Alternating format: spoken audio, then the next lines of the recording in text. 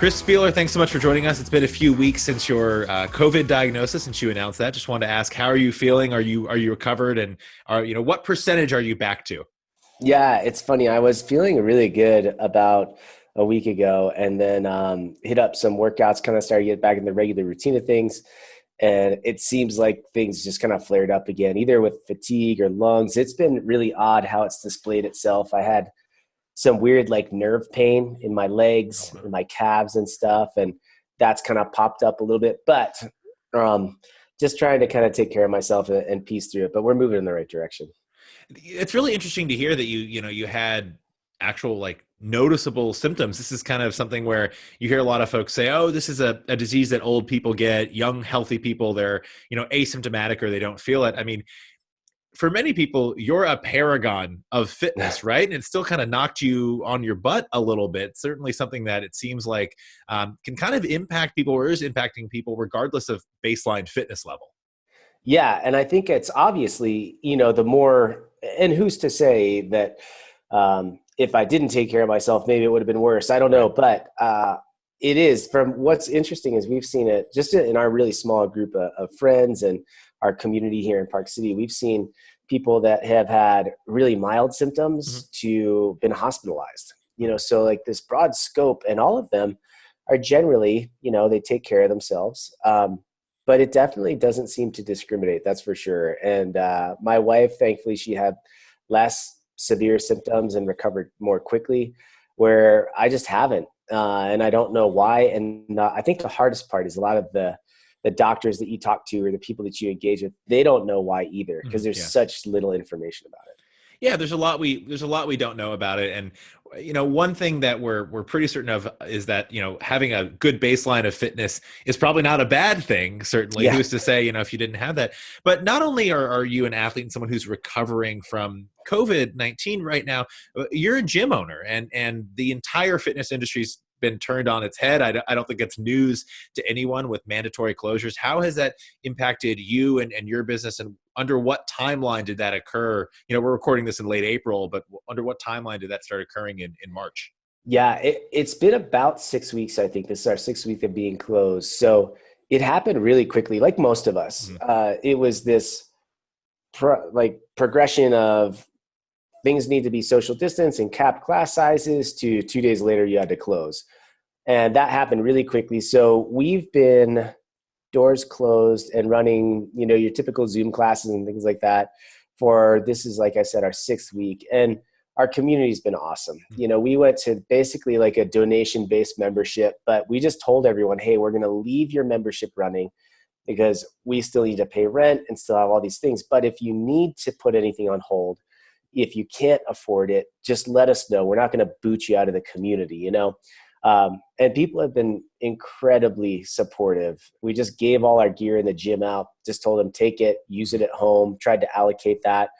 And then hopefully in the next couple of weeks, we'll learn more. Our governor's going to release like a new guideline on May 2nd, I think, and we'll learn more about possibly soft openings and things like that. When it comes to socially distancing in a CrossFit gym, it's something you've only had literally like a couple of days to really try before it was like, nope, actually we're just closed. What does that look like? I think it's something where a lot of boxes around the world may have had a few days of trying that before there were mandatory closures. How do you manage that in a group class? Is it capping class sizes? Is it kind of pre-arranging spacing? What did that look like for you all? Yeah, I think it's a mix of those. At the time, it was just capping class sizes. Because it wasn't as, I think it was still on like the precipice of what was happening, what was about to happen. But now I think what that can look like is obviously the advantage of, I think, a smaller gym, whether it's a CrossFit gym or anything like that, is you have the ability to control the environment a little bit more. So we might be able to do simple things like tape off the floor, which sounds really odd, right? But like tape off the floor and give people an allocated box to work out in. Might be able to rotate equipment through where, X amount is used this day, and then that's disinfected and set to the side. And then we use another small amount the next day. So there are ways that I think people can get creative, but I do think it's going to be hard because it's just not the norm, and I think the thing that's driving me nuts is how everyone continues to talk about this new normal. This isn't normal, and I don't think this is going to remain normal either. I would be really, once things kind of evolve, and I'm not going to say blow over, that's not the right word, but once we get through this pandemic, I do believe that things will go back to that life that we knew, where social distancing is not a thing. And I think that should be our goal, right? As humans in general, like let's not have a new normal be social distancing for the rest of our lives. That makes a lot of sense. As far as a gym owner goes, what size are you capping classes on? And just to give folks an idea who might not have been to your box or anything, what kind of square footage are you all working with?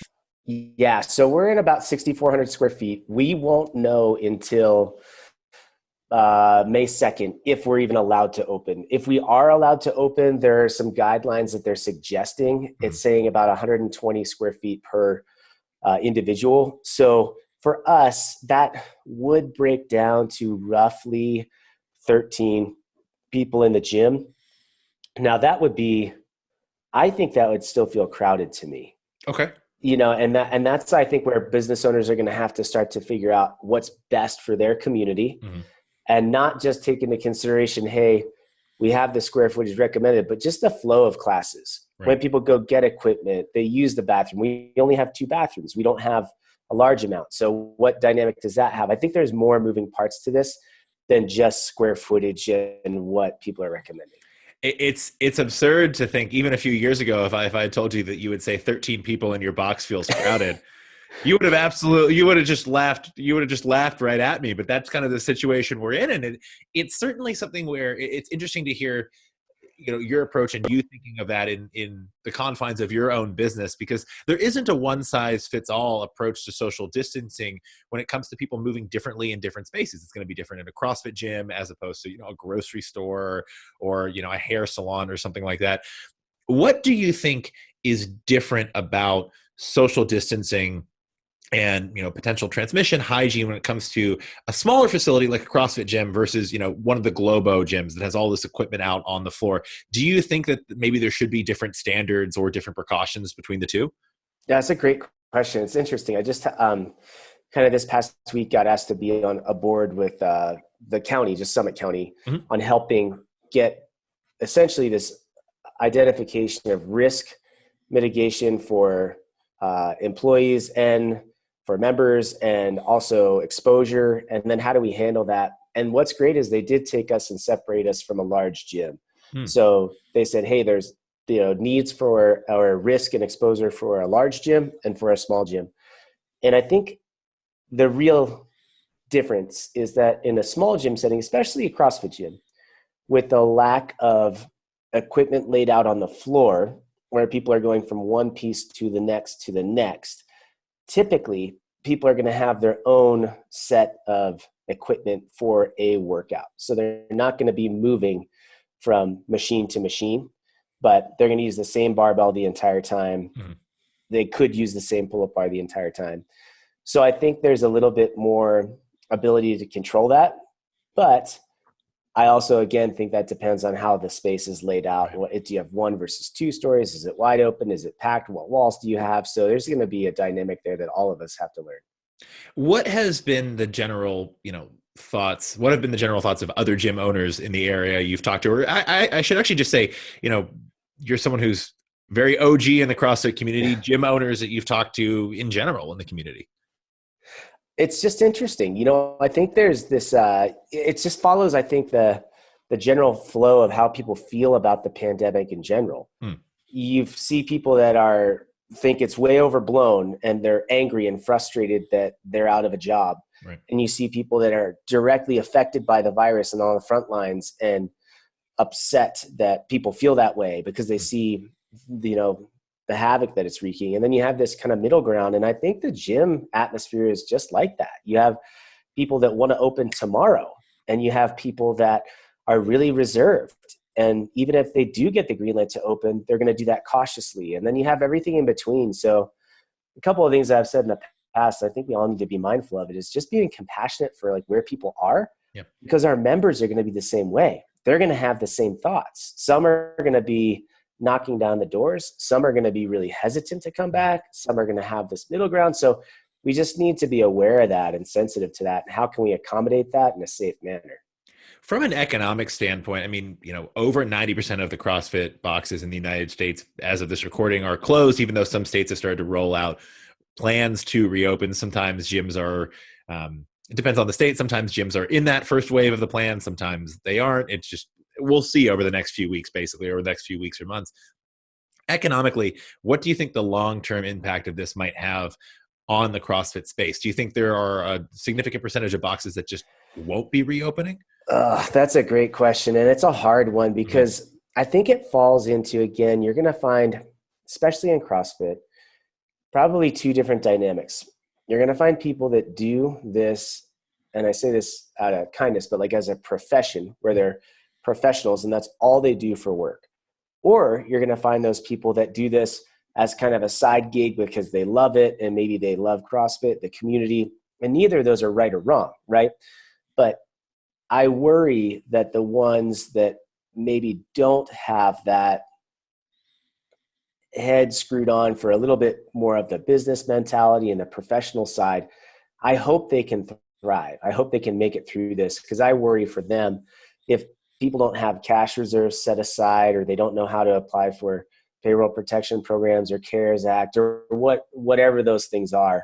It's just going to be a tough road. Now, having said that, one thing that I think is indisputable, depending on how it's run, is the community is strong, right? So if someone, regardless of how they run, if someone has a really strong community, I found the community is going to want that box to be there when it opens up. And it wouldn't surprise me if a lot of those gyms also still make it out of this just because of the genuine support and care from their members. But it's clearly going to have an effect. And unfortunately, I do think gyms are going to close. And I've already seen that. And we don't know the percentages of that. We don't know numbers yet because we're kind of right in the middle of this. In hindsight, I mean, we're not going to see the long-term impacts until years out. We're not going to really know. I kind of want to move over to the other side of the CrossFit community. Obviously, the biggest part of the CrossFit community is people working out at home or working out in boxes and just trying to improve their fitness. The other side of that, and the thing that kind of rocketed you to stardom in the fitness community, was competitive CrossFit and the CrossFit Games. We've heard some basic announcements from CrossFit HQ that they want to test the fittest this year. There is going to be a version of the CrossFit Games. We haven't heard a ton of guidance as to what that's going to look like. The idea of a virtual competition has been floated. We don't know exactly what it's going to look like on the teens and masters side either. That hasn't been super specifically addressed. Do you have any predictions for what the games might look like this year? And also, I should ask, do you have any plans on competing as a masters athlete if and when the games move forward in that division? Yeah, no plans on competing. Those days are gone. I know you've been asked that a million times, but I gotta ask for the podcast, right? Yeah.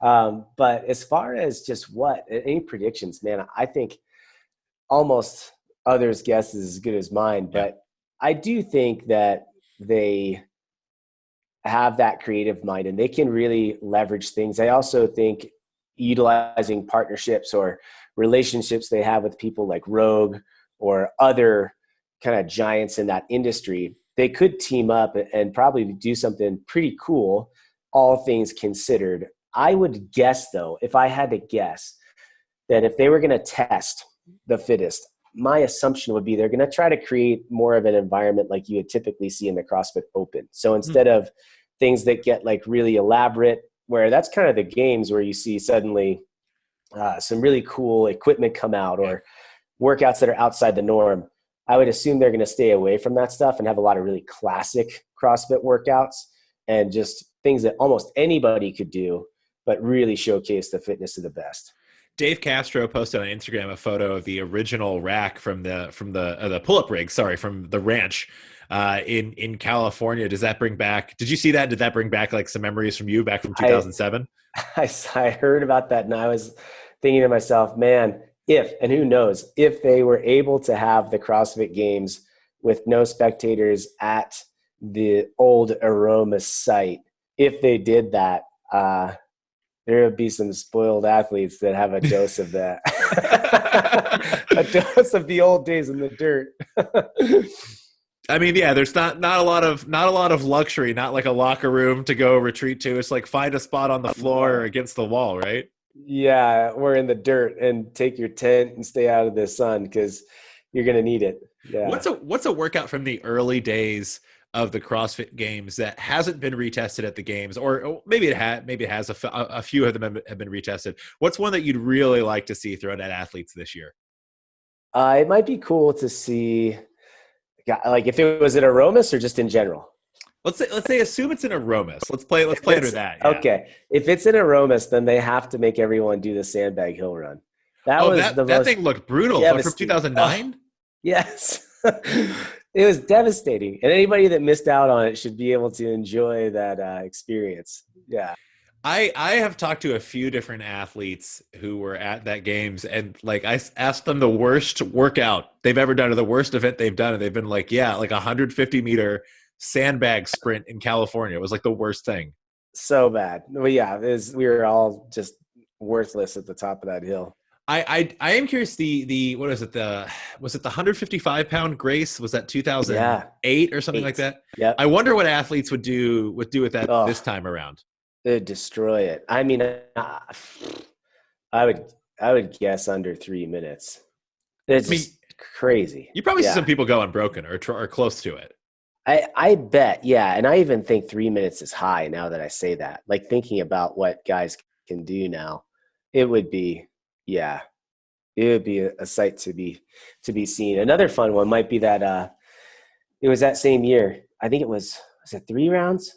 The deadlift and the burpee, and we did it on like the wrestling mats in the dirt. That was a cool one too. That would be a fun one to watch too. Burpees feel a little different on dirt. That's what a lot of people don't realize. The surface matters. Yeah, it does. Do you have any last thing I kind of wanted to pick your brain on? Obviously, you rose to prominence as a CrossFit game, one of the early, very visible CrossFit Games competitors, but you've been a coach for a long time and you've taught. I don't know if you can even estimate the number of classes and athletes you've coached over the years. What are some tips that you might give to coaches who are trying to program for people working out at home with minimal access to equipment? Yeah, it is hard because there can be a lot of redundancy. And I think sometimes we can be critical. We want to make sure that we're trying to take care of our athletes, right? But at some point, you will see a little bit of redundancy with some of the bodyweight workouts. So don't be too hard on yourself. And with that, I would say maybe part of that message is helping people understand how to control that volume if they really don't have access to anything. And then if they do, being flexible with what those modifications can be, or using things to adjust. And, really any piece of equipment at this point can be a great one, whether it's a sandbag or a rock in their front yard, whatever they can use to get some kind of loading. But don't be too critical of yourself. Be mindful of those things. But I think that's really normal when you start to see body weight stuff come up on a frequent basis. Awesome. Chris Spealler, anything else you kind of want to tell the BarBend audience before we sign off? I really appreciate your time and thank you for your thoughts on a pretty wide range of topics, some of which are honestly pretty deep.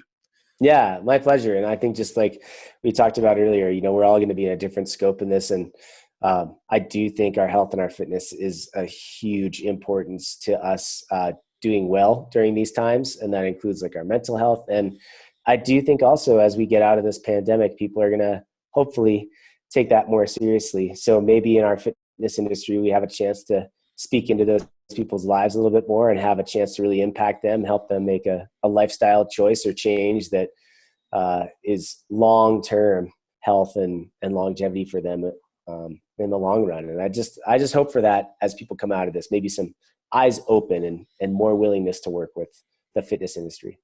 Awesome. Chris Spealler, thanks so much for your time. You bet.